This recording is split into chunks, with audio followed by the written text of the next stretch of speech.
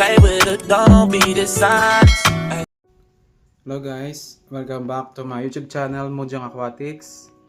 At maulang hapon sa atin guys dahil sa Bagyong Christine. So for today's video, pakita ko lang sa inyo kung anong gagawin ko kapag brown out. So dito ngayon sa bahay namin walang kuryente. And bad situation yun para sa mga tanks natin. So gagawin ko ngayon ay papaandarin ko yung generator namin para magkaroon ulit ng oxygen yung mga isda natin. So ngayon, wala tayong kuryente dahil sa bagyo. Yan, walang oxygen sa tubig yung mga alaga nating monster fish. Nag-overflow na rin yung aking sump. Napuno yung sump, umapaw na.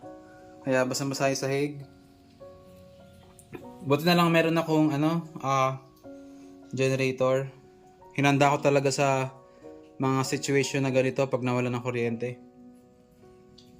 Yan yung mga monster fish ko ngayon. Walang kuryente. So gagawin ko muna ay need kong i-set up yung generator at need ko muna bumili ng unleaded na gasolina. So ito guys. Ito yung gas tank ko. Bibili muna ako ng gasolina para sa generator natin. Mayroong bilihan ng gasolina dito sa amin sa tindahan lang.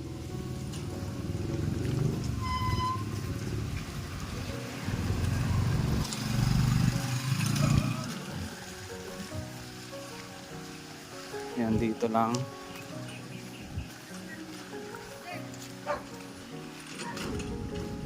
Ito yung gas tank natin. 8 liters ang kaya na ito.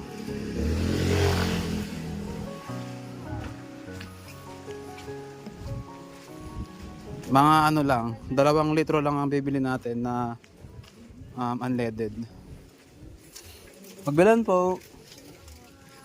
Pabili nga po ng unleaded. Dito. Ayun guys, meron sila dito mga bilihan ng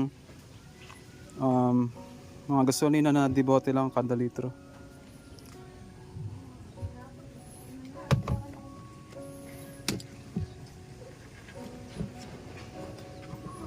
Kuha tayo ng 2 litro. Buksan na natin yung lid.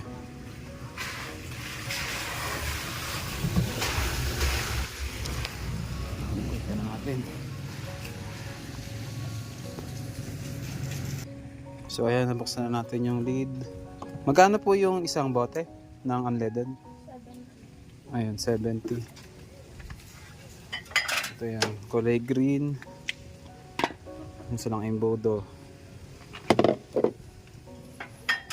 Tapos, ayun, 2. Yung 2 litro na yun sa generator, mga ilang oras rin magagamit yan guys. Maganda na natin ang gasolina. Then ito transfer natin sa generator mamaya.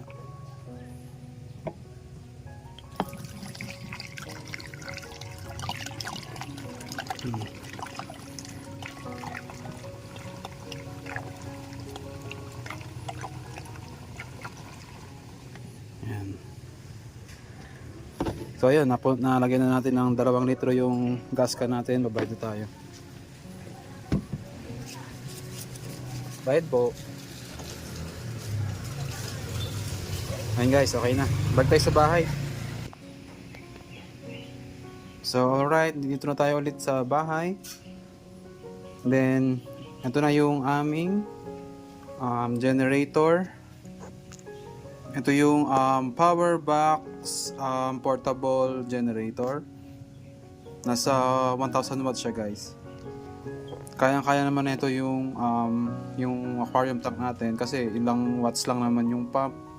Tsaka yung yung submersible pump natin. Tsaka ilaw. Pwede pa tayong magsaksak ng mga electric fan kapag brown out. So kunin ko lang yung plug nung aquarium tank. Ito yon guys. Ito yung plug na nagsusupply ng kuryente dun sa main tank. So saksak ko lang dito. Ayan. Then ito yung gas natin. So buksan na natin yung kanyang takip. Ayan, meron siyang strainer guys dito sa loob. Ito. Just in case lang na may pumasok na foreign object, hindi siya makakapasok sa gas tank ng generator. And then, gusto natin yung cup ng gas tank. Then, salin na natin.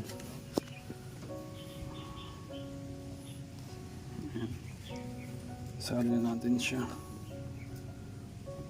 Oh. Ayan. Sasalin ko na siya.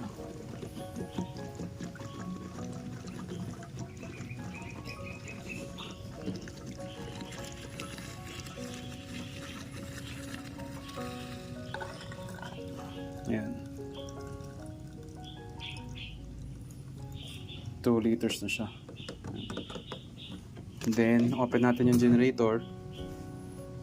Para ma-open siya, need natin i-on yung switch ng kanyang power. Ito yung mismong, ayan, ito yung, takpan muna natin yung takip.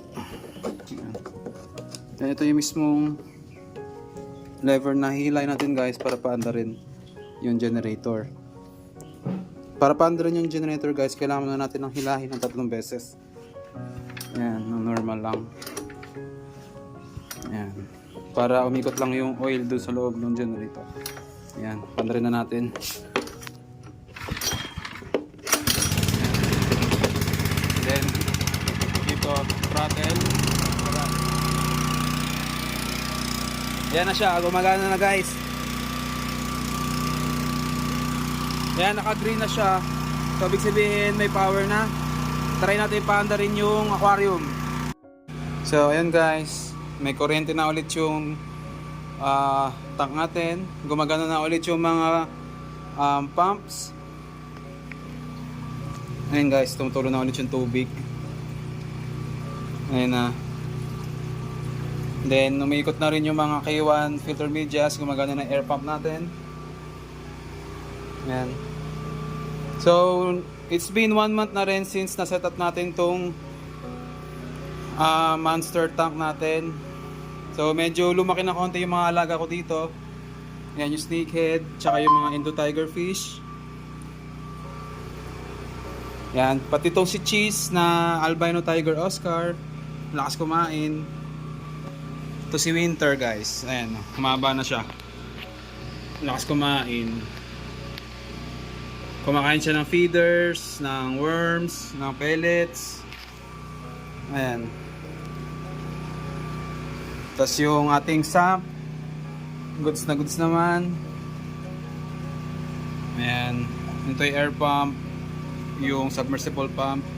Yung mga ilaw kayang-kaya ng portable, ano yan, ng portable generator kasi 1000 watts naman yan eh. Pwede pa nga tayo magsaksak ng electric pan eh. Ayan. Tapos eto yung aking albino red-tail catfish. Ayan o, marami pa silang live foods. Nung nakaraan madami talaga yan. Ngayon yan na lang, konti na lang. So pag naubos yan, need ko na ulit humuli ng live foods dun sa fish farm namin. Ayan. Yung si Winter. Ang ating albino silver arowana.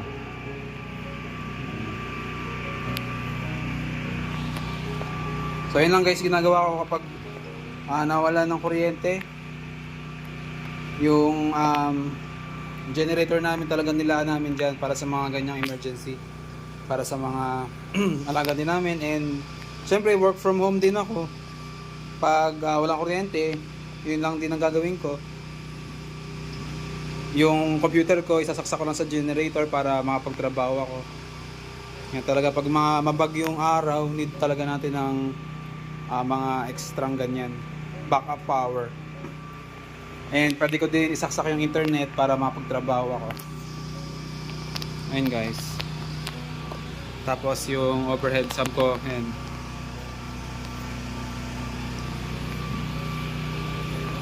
So ayun lang naman guys. Puputulin ko na ulit dito yung video guys. At sa maulang panahon na to, especially sa may mga bagyo, I hope everyone na safe kayo. So yun lang, bye for now.